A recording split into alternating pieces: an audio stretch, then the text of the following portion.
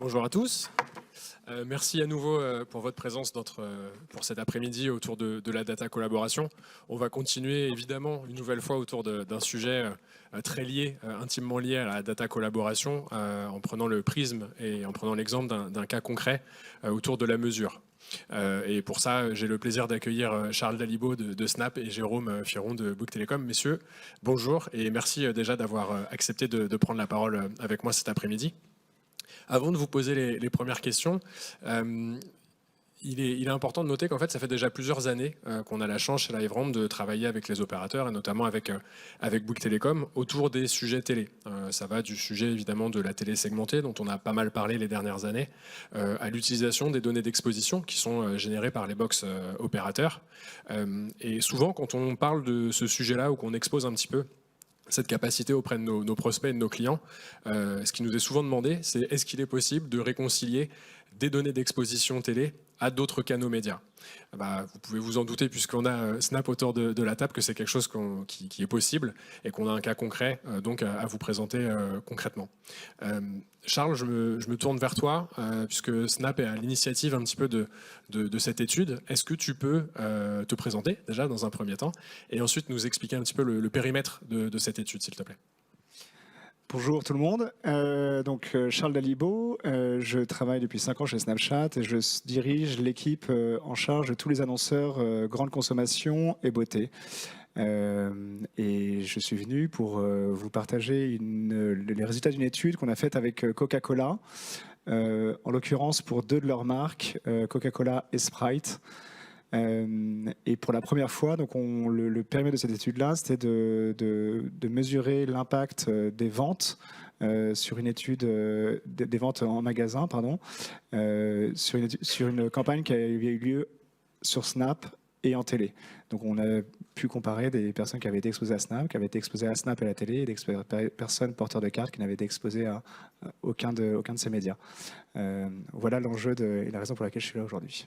Et évidemment, on partagera des chiffres concrets un petit peu plus tard. On va laisser le suspense monter. Est-ce que tu peux nous donner finalement l'objectif pour vous de proposer ce type d'étude à un acteur comme Coca-Cola? Parce qu'une nouvelle fois, c'est vous qui êtes vraiment à l'initiative de cette étude concrètement. Alors l'objectif, c'est d'une part de nouveau valider nos audiences. Pour que vous le sachiez, il y a 27 millions de personnes qui se connectent tous les mois à Snapchat. Ça représente à peu près ça représente plus d'un internaute sur 2. Chaque jour, Snapchat est la plateforme mobile la plus consultée auprès des 15-49 ans. Donc c'est un média qui est massif en France. Donc c'est la première chose à asseoir de nouveau auprès des annonceurs. Et la raison surtout pour laquelle on la propose, c'est qu'en fait on répond à une demande qui est pressante de la part des annonceurs, c'est-à-dire d'optimiser leur mix média. Tous les annonceurs, notamment de grande consommation et de beauté, font de la télé. Tous pratiquement font du Snap également. Et donc le but maintenant, c'est de prouver quelle était la synergie entre ces 2 médias et comment est-ce qu'on pouvait améliorer au fur et à mesure les campagnes, comment mieux investir ces 2 médias et voir quel était l'impact de la synergie entre ces 2 médias. Voilà pourquoi est-ce qu'on proposait cette étude-là, et c'est la première fois qu'on pouvait le prouver grâce à la techno de LiveRamp et grâce aux data de Bouygues. Et justement, je t'ai demandé si c'était des choses que vous aviez déjà fait par le passé et quels étaient les principaux KPI que vous souhaitiez mettre en avant sur cette étude. Est-ce que c'est des choses que vous discutez finalement avec la marque un petit peu en avant, ou c'est plus une réflexion que vous avez avec les équipes LiveRamp qui s'occupent de ce genre d'études, ou comment ça se passe? Alors, c'est des discussions qu'on a avec les équipes LiveRamp, encore une fois, pour répondre à un enjeu et une demande des annonceurs. Donc, ça faisait longtemps qu'on leur en parle, qu'ils nous en parlaient et qu'on n'avait pas de réponse. C'est la première fois là qu'on le met en place avec l'annonceur Coca-Cola. Et j'ai oublié la suite de votre question, pardon. C'était les principaux KPI que... Oui, pardon. Et les principaux KPI, en fait, historiquement, il y avait toujours cette idée de complémentarité entre les médias. Donc, on avait déjà pu prouver par d'autres moyens la complémentarité de reach, de couverture entre la télé et Snap. Et là, désormais, ce qu'on pouvait montrer, c'est la synergie d'un point de vue vente, et donc de voir que lorsqu'une personne était exposée à Snapchat et à la télé, comment est-ce qu'elle allait réagir par rapport à une personne qui avait été exposée uniquement à la télé, une personne qui avait été exposée uniquement à Snap. Donc c'était tout l'enjeu de ça. Donc pour revenir sur les KPI, il est très simple, c'est de calculer le retour sur investissement et les ventes. Et dans les ventes, j'entends les nouveaux acheteurs, les acheteurs en général, le fait que les paniers de vente augmentent, le fait que les personnes achètent de façon plus régulière, donc l'augmentation de la fréquence d'achat suite à l'exposition à ces différents médias. Merci beaucoup. Jérôme, de ton côté, est-ce que tu peux nous expliquer le rôle finalement de l'opérateur de Bouygues Telecom sur ce type d'analyse? Et est-ce que tu peux aussi commencer par te présenter? Ce que je fais là en fait. Merci beaucoup Olivier, bonsoir à tous et à toutes. Bouygues Telecom, qu'est-ce qu'on fait là dans un cas Snap, Coca? Effectivement, la question elle peut se poser. Nous, on est partenaire de LiveRamp depuis 2019. Le premier onboarding data, le contrat, c'est 2019, 9 avenants. Contrat data plus maths, 2 ans plus tard, 3 avenants. Donc on est partenaire depuis très longtemps de LiveRamp. Pourquoi? C'est assez simple. Quand vous voulez faire du croisement de données, quand vous allez assez loin, comme dans ce cas-là, où vous allez chercher le buveur de Coca Cherry qui a regardé le spot de 13h14, tout ça et tout, vous croisez, à la fin il reste plus grand monde. Donc il faut partir d'une énorme base. Et aujourd'hui, des acteurs en France qui ont énormément de données déterministes, volumiques, avec un opt-in, qui adore faire des réunions avec les DPO à 20h pour régler tous les problèmes comme ça. Il n'y en a pas tant que ça. Et on tombe assez vite sur les 3 opérateurs français. Donc moi, en fait, j'ai adoré cet après-midi, parce qu'à chaque fois, on a cité les telcos. Donc longtemps, on nous a vus comme des gens des années 80-90, et là, on se rend compte qu'on a une vraie valeur, parce qu'on a des millions de lignes obtinées, ultra renseignées. Chez nous, on ne blague pas avec l'identité, hein, on ne va pas mettre un faux nom, une fausse adresse, on installe les box, hein, donc on sait exactement où aller, où est-ce que sont les gens, les emails, les numéros de téléphone. Donc ça permet d'avoir un taux de match initial avec les Ramp ID de LiveRamp, là au tout début, qui est phénoménal, on est de l'ordre de 80%, donc après on peut croiser, diminuer, et à la fin il va rester un taux de match conséquent, et c'est comme ça qu'on arrive avec des campagnes qui fonctionnent. Et donc je me souviens de Guillaume là qui nous disait là au COJO qu'il avait la CNIL par-dessus l'épaule en permanence. Mais si vous aimez la régulation, vous venez chez Telco, nous on a l'ARCEP, l'ARCOM, l'ANSSI, la CNIL, la DDPP, les associations de consommateurs. Donc notre donnée, elle est rangée, elle est en ordre, les data lakes sont prêts, on a les data scientists, tout est bon, et donc on peut croiser effectivement dans n'importe quel univers. Là on parle food, snap, mais la donnée opérateur, elle a une valeur quel que soit votre métier. Merci beaucoup. Et du coup, c'est vrai qu'on comprend bien hein, cette position sur une après-midi de data collaboration. Jusque-là, on mélange finalement du média télé, un réseau social, des données transactionnelles pour une marque tierce. Donc on est vraiment un petit peu au centre de ce sujet de data collaboration. Avant de revenir plus précisément sur la mesure qui a été réalisée, les chiffres, un mot encore pour toi, Jérôme. On sait que l'un des grands enjeux sur les dernières années pour les opérateurs, ça a été la télé segmentée. Est-ce que tu peux nous faire un petit topo de la situation aujourd'hui sur ce sujet ? Oui, bien sûr. La télé segmentée à la française, donc c'est quelque chose qui est techniquement très compliqué. On remplace du spot à spot. Hein, c'est une norme de polytechnicien, donc c'est vraiment franco-français. Aujourd'hui, on est mûr techniquement. Hein, on fait des millions de remplacements tous les jours. Ça se passe très bien. Ce que je peux vous dire, c'est qu'on a un foyer sur 4 métropolitain qui est éligible à la télé segmentée. Ça fait à peu près 6,7 millions de foyers éligibles obtinés. On a à peu près 1500 campagnes qui nous viennent de 700 annonceurs. On a tout le monde, on a l'automobile, le retail, la restauration, banque assurance, le tourisme. On a aussi des acteurs locaux puisque la première demande en fait c'est la géologue, hein, que ce soit de la géologue pure. On fait la région, le département, la ville, l'IRIS ou de la géologue croisée data. Donc ça reste quand même la principale demande et tout fonctionne bien. Là on va rentrer cette année, je l'espère, dans le dur, c'est-à-dire qu'on va aller au-delà du simple remplacement, c'est-à-dire sur la base exposée, pas exposée, on va bâtir des scénarios data à valeur et puis surtout on va commencer, j'espère, à onboarder et croiser de la donnée first party, seconde party, c'est exactement ce dont on parle aujourd'hui, pour proposer des scénarios data à valeur pour les annonceurs. Charles, on le sait, la télé, c'est un média très important pour les annonceurs, notamment les industriels type Coca, dans une logique peut-être plus de branding historiquement. Il y a une couverture importante en télé sur certaines cibles.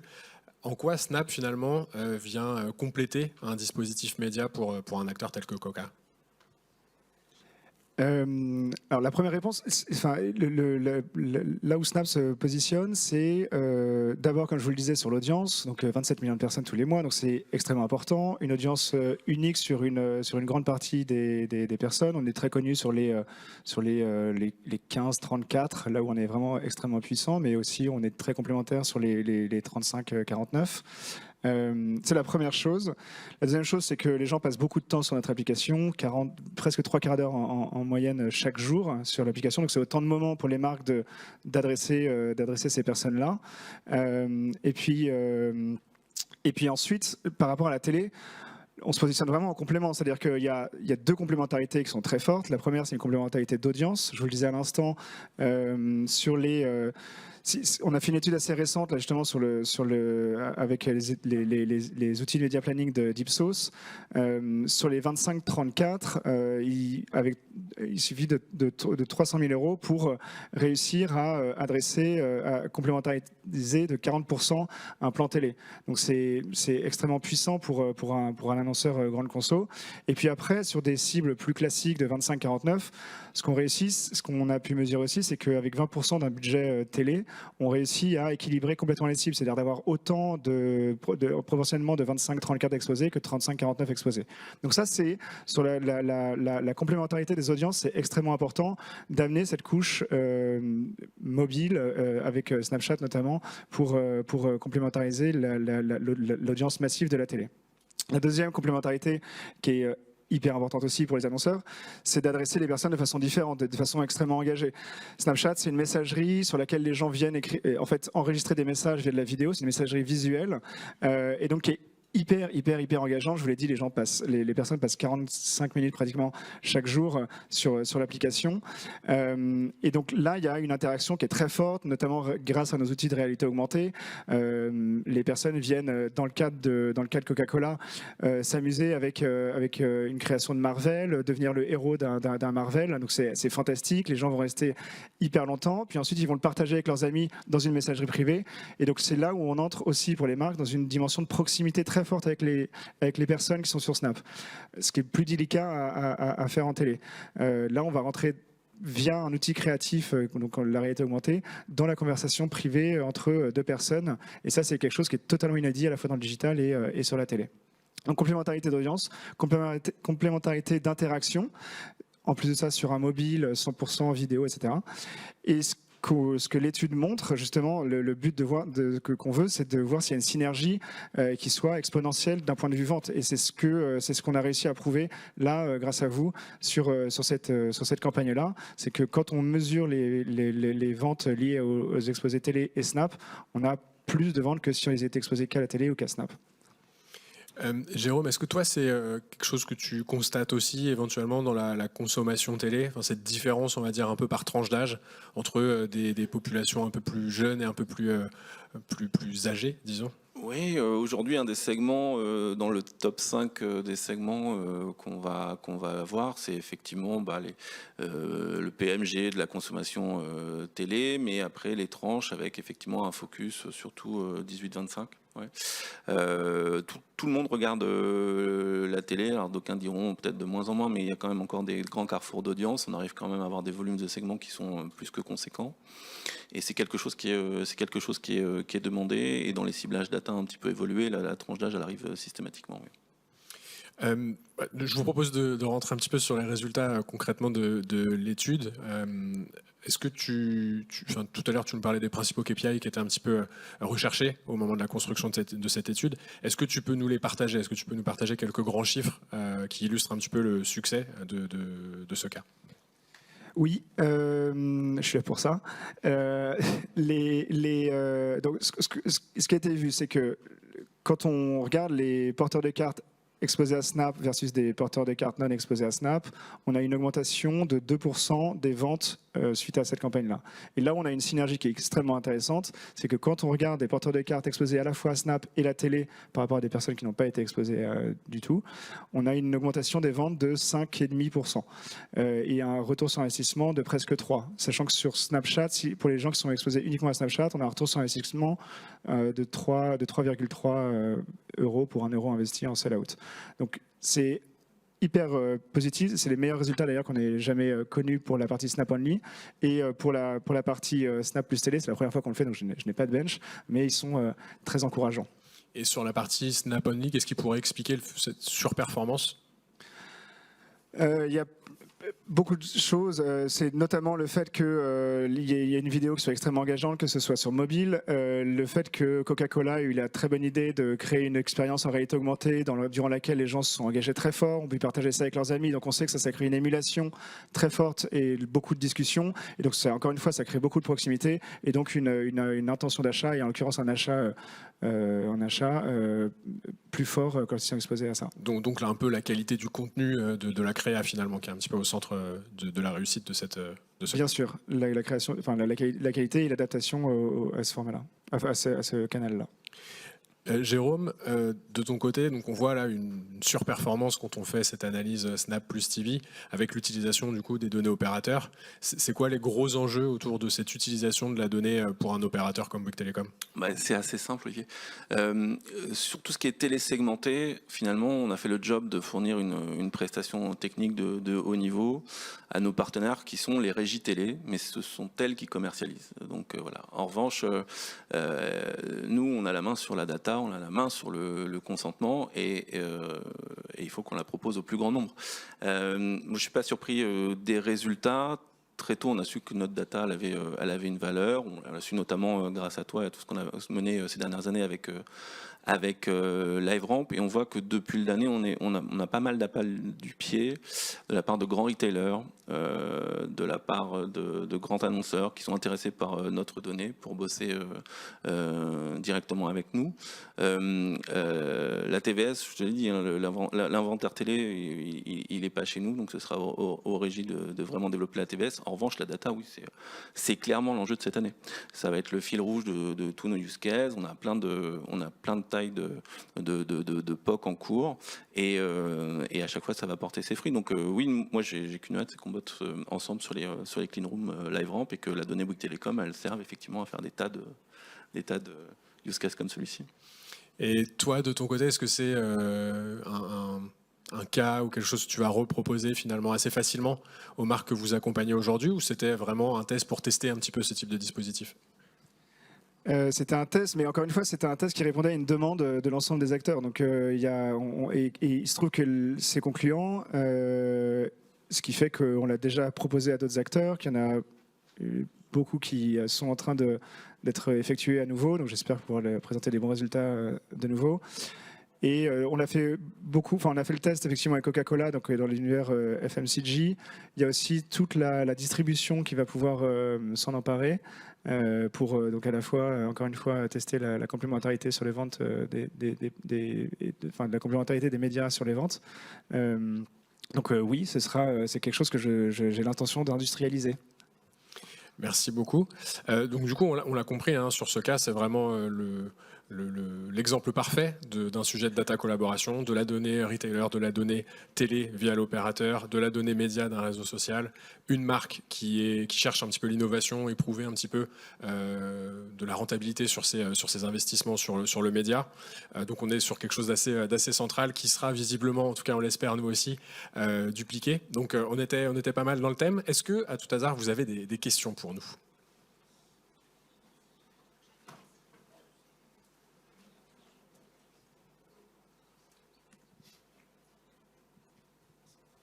J'ai une question sur la partie mesure de la revente in fine de Coca. Ça s'est fait avec quelle enseigne? Je ne sais pas si vous l'avez évoqué. Ça s'est fait avec les données Carrefour. Carrefour, ok.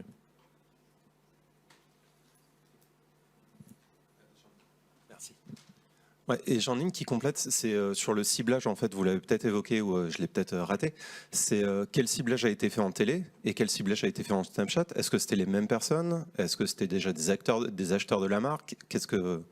Qui on a adressé? Alors c'est vrai qu'on ne l'a pas précisé, c'était pas une campagne en télé segmentée sur la partie télé, c'était une campagne linéaire traditionnelle de la part de Coca-Cola. Donc c'est vrai que dans l'approche, il y a une différence dans les résultats de l'étude, c'est-à-dire que d'un côté Snapchat, et je laisserai Charles compléter sur la partie ciblage sur Snap, mais on avait un ciblage d'un côté et du mass média, on va dire, de l'autre côté. Malgré tout, on a quand même trouvé cette complémentarité, mais sur la partie télé, c'était pas une campagne télé segmentée. J'avais précisé que c'était donc pour adresser les Gen Z et les Millennials, et pour être extrêmement précis, c'était pour adresser les 16-29 sur Snapchat. Et juste du coup, pourquoi pas aller en télésegmenté? Parce que on peut les cibler directement, ces gens-là en télésegmenté, donc pourquoi avoir fait quelque chose de très large et de l'autre côté très précis? Bah ça, c'est une question qu'il faudrait poser à Coca. Ils sont malheureusement pas là. Mais effectivement, je pense que c'est un peu l'étape d'après. Hein. C'est de tenter d'avoir des cibles un petit peu similaires sur la partie télé, et sur la partie Snap ou sur les autres médias qu'ils peuvent utiliser. Je suis sûr que c'est des choses qui réfléchissent déjà aujourd'hui. En tout cas, c'est des choses qui sont effectivement rendues possibles avec la télé segmentée, l'utilisation de données third party et tout ce matching qui est mis en place aujourd'hui avec les opérateurs, dont Bouygues Telecom. Ça aurait été le truc idéal pour moi, quoi. Je touchais en amont, en aval. Enfin, c'était effectivement un truc à développer. L'année prochaine, je pense. J'espère. D'autres questions?